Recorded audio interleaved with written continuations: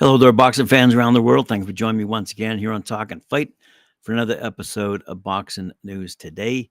And today we're going to start off with our good friend Skye Nicholson, who did what she said she was going to do as compared to her male counterparts from Australia. Yes, she won her fight in Las Vegas and is now undefeated at 10-0. As they're reporting down under, Australia has a new boxing queen, with Skye Nicholson becoming a world champion for the first time. So, she went the distance, by the way, in Las Vegas. Unanimous decision win over Sarah Mahfoud. We reported on it last week. We thought it would be a good fight, and it was indeed a good fight. So she's won the WBC featherweight title fight. Who she goes after next? Well, now this is a good debate. Yeah, she's perfect 10-0 and would love to fight Amanda Serrano. But I think Eddie Hearn was saying, can she get by Lucy Wildheart first? So I think that's probably what he's going to set up for her next. And then potentially Amanda Serrano. But I don't think that'll happen.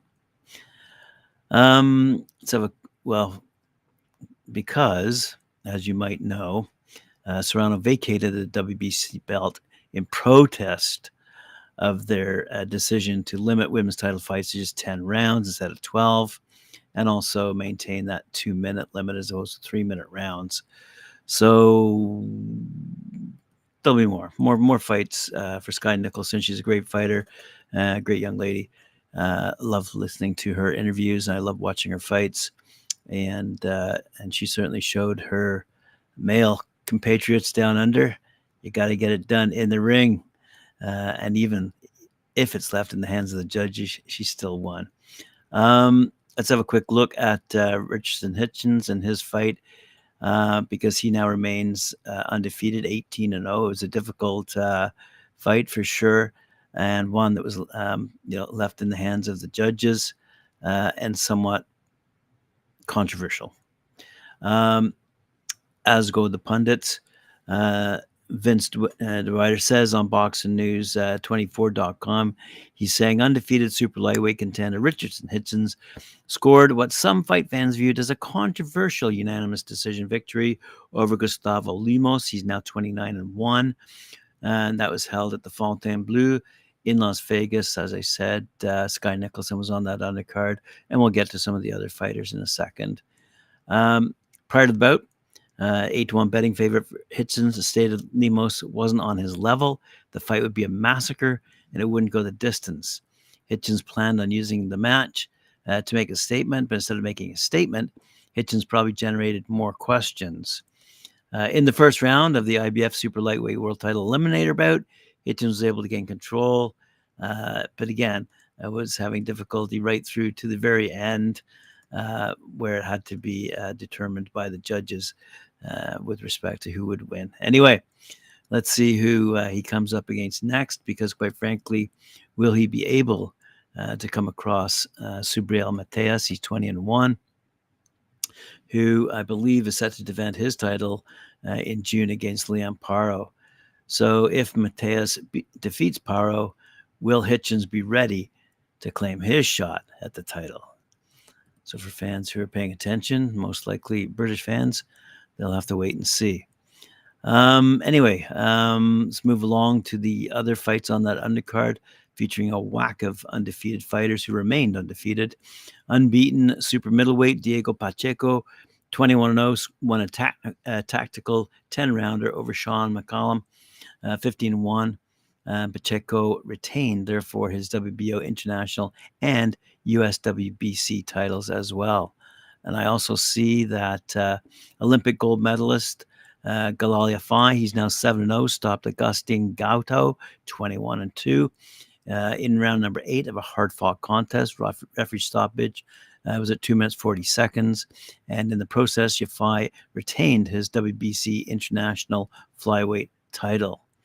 The other fight on that card, unbeaten super featherweight, Marc Castro, 12-0, 8 knockouts, outscored Abraham Montoya, who's now 22-6-1, over 10 rounds. Another undefeated champ on the rise here.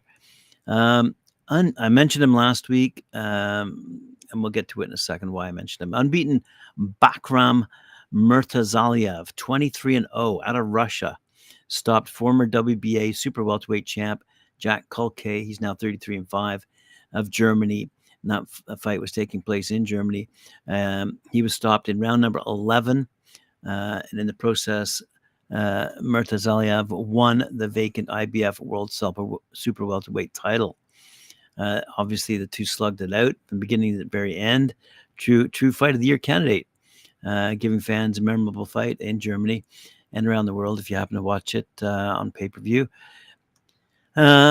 Murtazaliev had his breakthrough moment in round number 11 when he seriously rocked Kulke with a number of solid punches, finally dropping him with a left hook with seconds to go in round number 11. Kulke, on very unsteady legs, beat the count, but the referee correctly waved the bout off.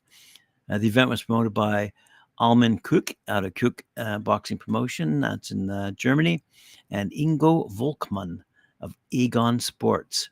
And the site was being held at the Talkin Sea in Brandenburg, Germany.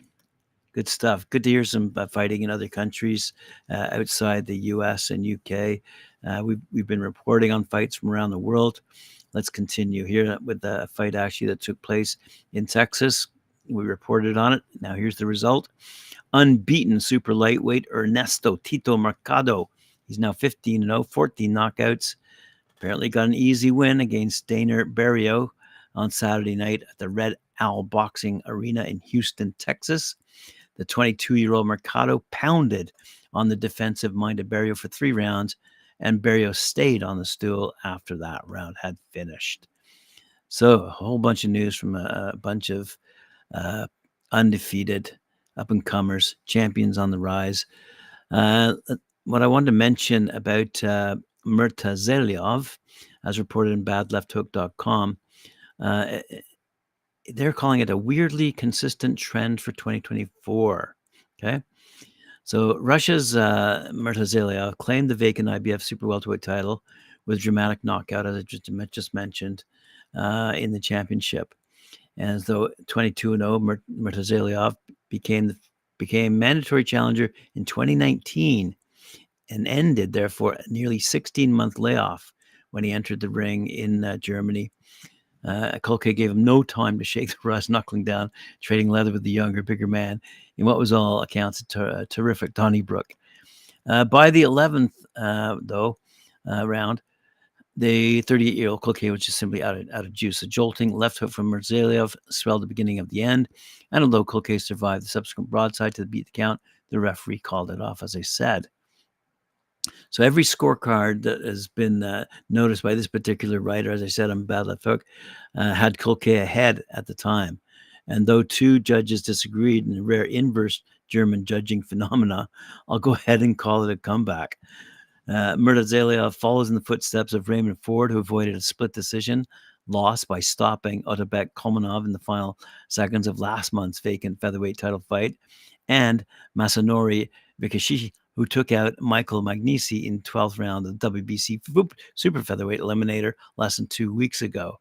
And with this victory, Sebastian Fundura's upset of Tim Tszyu last week and Israel Majimov's knockout of Magomov Kurbanov, all 4 of Jermell Charlo's former titles have now have new homes. So we'll see how this eclectic lineup holds up in the coming months and look forward to further results from these various fighters. All righty, let's have a quick look at Lauren Price. Lauren Price challenges Jessica McCaskill for the WBA welterweight title on May 11th, and she had some pretty good words, quite frankly. She's calling for more national federations to join world boxing and save boxing from Olympic disaster. This is reported by Sky Sports. You know, she's the gold medalist from Great Britain, and she's on a bit of a roll here. As it stands, boxing is set to crash out of the Olympic Games after Paris 2024, unless an alternative governing body can be appointed in time for LA 2028. The IOC stripped the IBA Boxing's International Federation of recognition over its failure to complete reforms of governance, financial, and ethical issues, the culmination of a series of scandals that have plagued the governing body since Rio 2016. Last year, it also accused the IBA's Russian President Umar Kremlev of using violent and threatening language about IOC personnel. An IOC-run task force oversaw the boxing competition at the Tokyo Games in 2021, and they will also administer the tournament in Paris as well, but they will not do so for a third Olympics. The sport has until next year to come up with a replacement federation. Quote, at the moment, boxing is not on the sports program for the Olympic Games LA 28. In order to remedy this, the IOC needs to have a partner international federation for boxing by early 2025. That's courtesy of the IOC.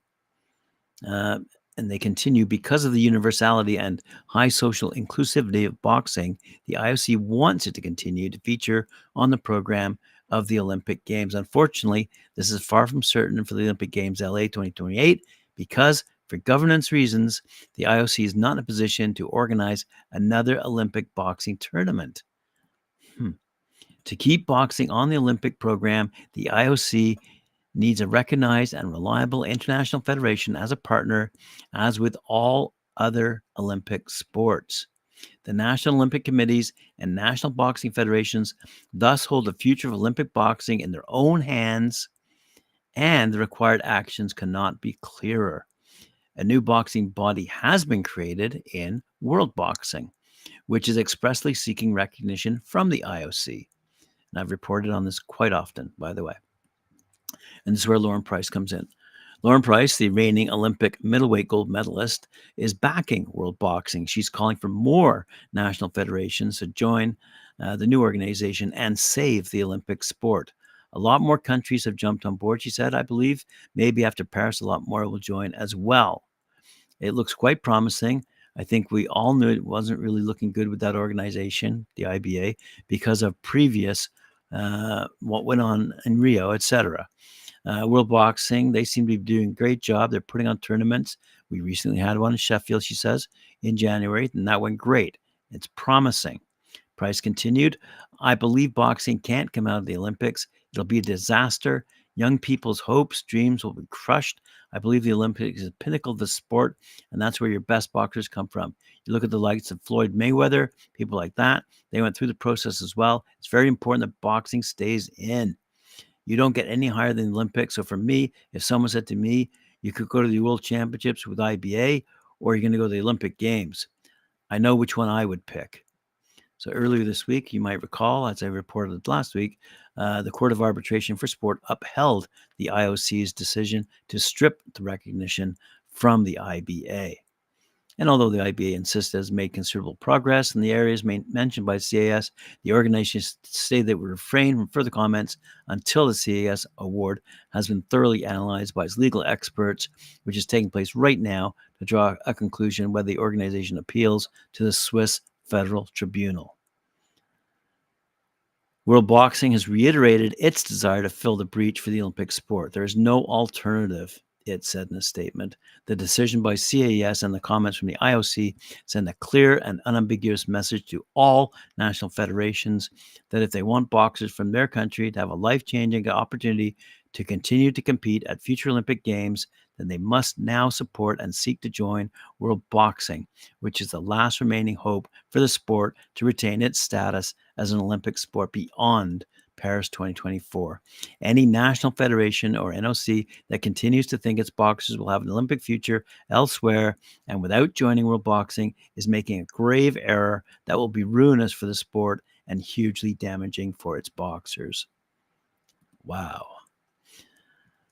Let's move along to news about other undefeated boxers.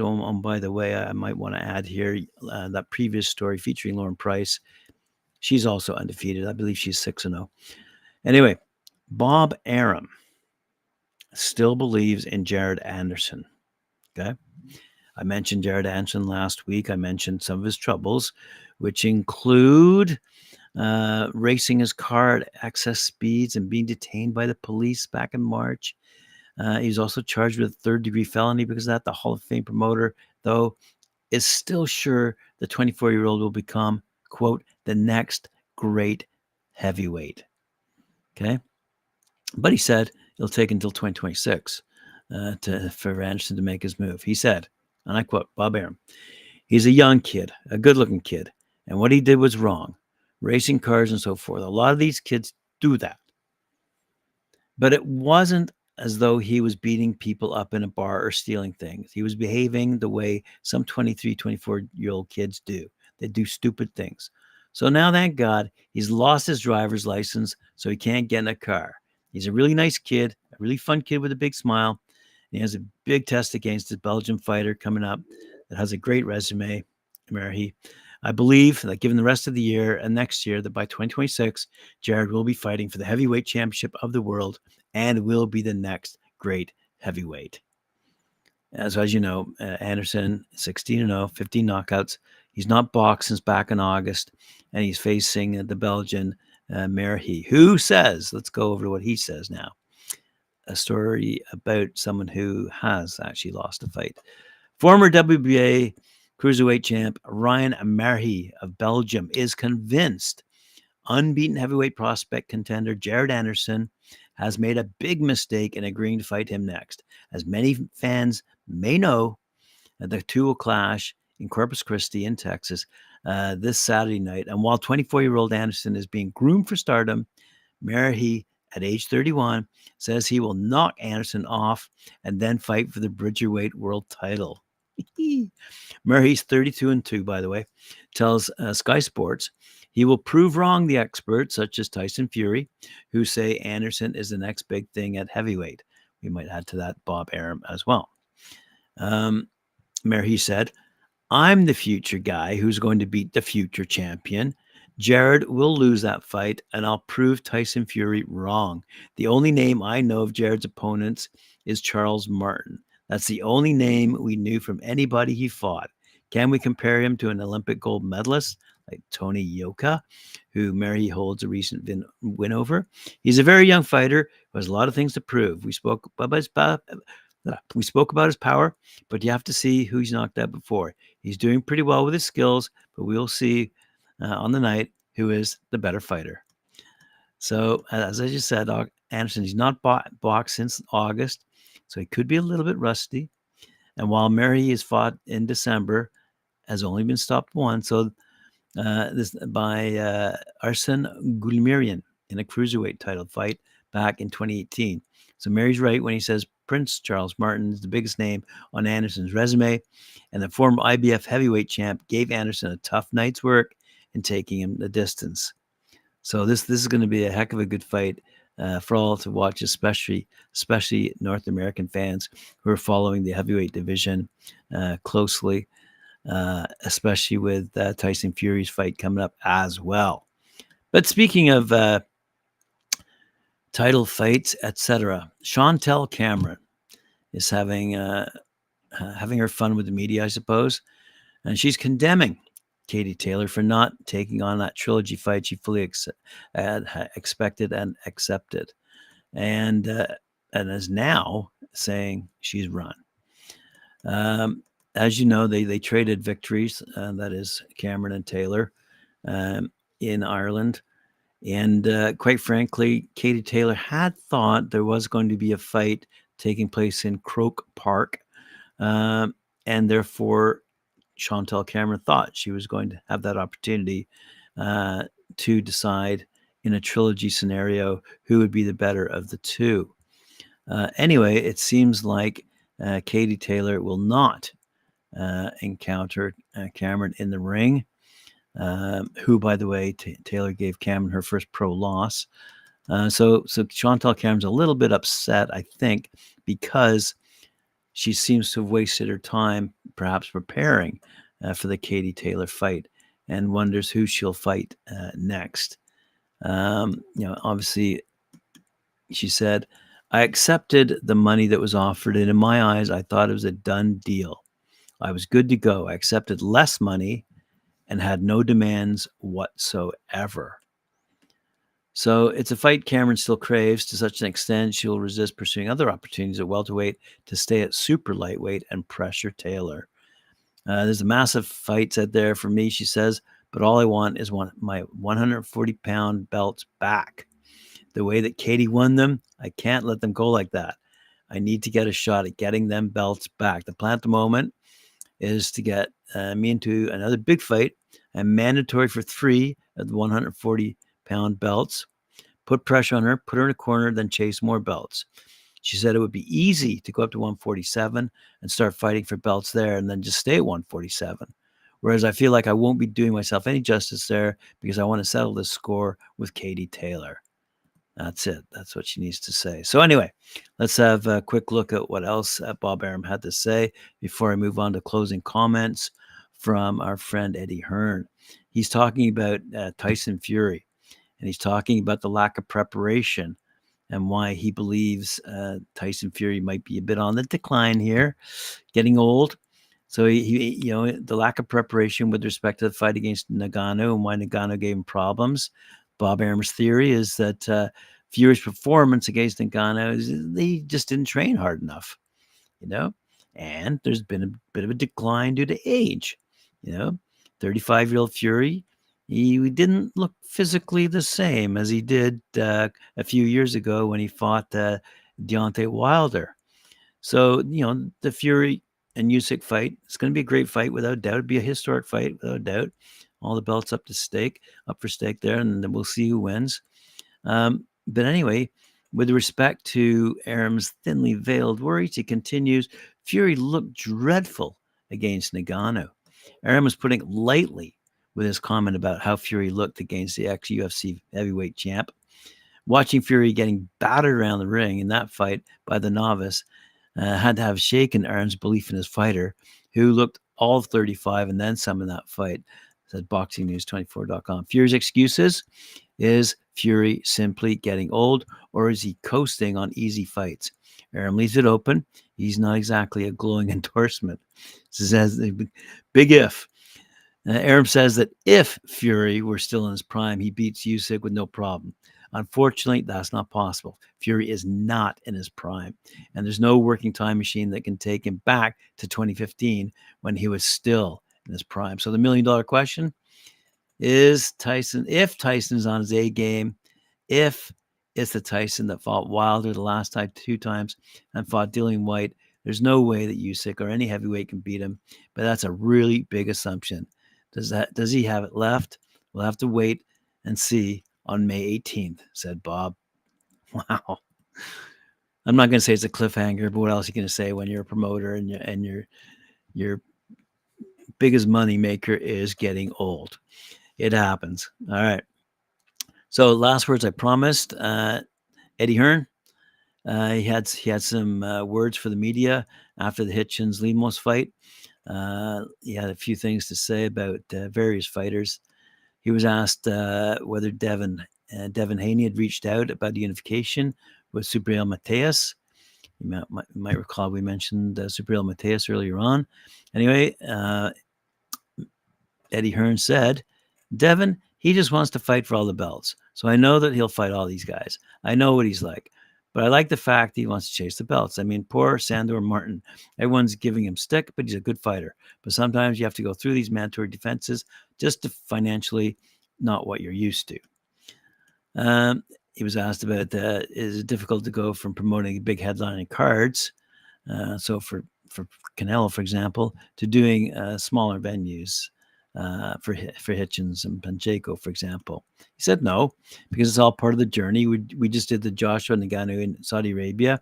We've got Taylor and Cattle coming up. Sold 11,000 tickets for that. So you've got Fury versus Usyk coming up. We're involved in that. We've got 3 fighters on the undercard. Haney versus Garcia in a couple of weeks. When you're doing a show every week, not every show is going to be a blockbuster, but you've got to invest in the talent coming through. Diego Pacheco struggled a little bit on that card. I thought he won, but he's got to improve. He's going to dominate division like we're building him up to do. But I think really it's not just about the bright lights, it's about content. I think tonight was a good show, and I think it was a great main event. one last comment here on the women. He said, on the prospects of Clarissa Shields fighting Alicia Baumgartner, I think that's a great fight. I mean, wow, who wouldn't want to watch it? But it's just size. I mean, look, Alicia is a 130-pound undisputed champion, and Clarissa's 160 pounds, 168. She's boxed at 154. She's had to come down. I thought they discussed 147. She said 154, so I don't know. I don't think there's many fights out there for Clarissa Shields. I mean, who else is there for her to fight, really? So she's really like that fight, but she's going to have to make that fight fair, she's going to have to come down to an uncomfortable place because she's huge in comparison to Alicia. She's a much bigger woman. So you've got to make it uncomfortable. You just can't make it a weight where she makes it easy and Alicia has to come in at 147 and eat to get there, and she's giving away 8 pounds or 15 to 16 pounds on the night. She's got to decide the lowest she can go, and Alicia's got to decide if she can go up for the challenge. The little brackets here. Brackets. Clarissa Shields would later walk past Hearn, and he would ask her the lowest weight she can do to make a Baumgartner fight, to which she responded 154. So fight fans, don't hold your breath on that one. So I had recently asked in a poll on our YouTube channel whether we might see a Canelo versus Benavidez fight, and it doesn't, according to Eddie Hearn, it doesn't look like it's going to happen. I know I said I was ending my show with that women's comment, but one quickie here. Hearn said, I mean, with respect to Canelo and Benavidez, it's not happening now, but who knows what's going to happen. I think Canelo's moved to give you his number, which is a big number, whether that's his number or not, then why not? He's saying to the world, if you want it, you got to pay for it. And there is big money for big fights out there at the moment. That's too much in my opinion, but who knows how close they can get. But David was here tonight. Looked like he was having a great time, and he's a hell of a fighter. So there you go. You just might see Benavidez and Canelo at the end of the day, as I asked boxing fans to comment on our YouTube platform in a poll.